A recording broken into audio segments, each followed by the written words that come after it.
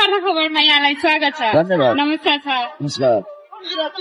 कुनै प्रमाण छैन, केवल आरोपको भरमा रिपोर्ट हो भन्ने थाहा हुँदै पनि के तपाईँले कारवाही गर्नु भएको छ? छैन। हुँदैन।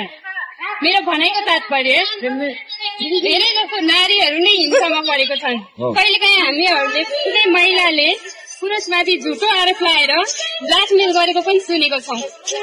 आरोपकै भरमा पुरुष खुनामा पनि पर्छन्। दोषी भए त ठिकै हो, तर निर्दोष भएमा खुनामा पर्ने कारवाही हुने र परिवारले पनि एक प्रकारको बेइज्जती सहनु पर्ने हुन्छ। अप्रिय घटना पनि घट्छ भनेर हजुरले अघि भर्खर पनि भन्नुभयो। यस्तो खालको घटना घट्न नदिन चाहिँ कस्तो कानून बन्नु पर्ला सर? कानून एकदम क्लियर छ, ठिक छ। कानूनमा कुनै समस्या छैन, सोचमा समस्या छ। हाम्रो चाहिँ यो व्यवहारमा अलिकति समस्या छ।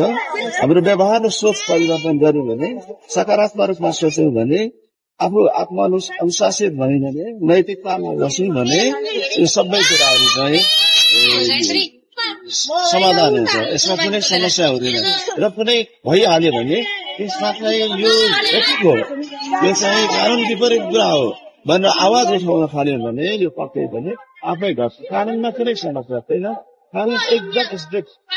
हजुर, धन्यवाद sir. Thank you so much.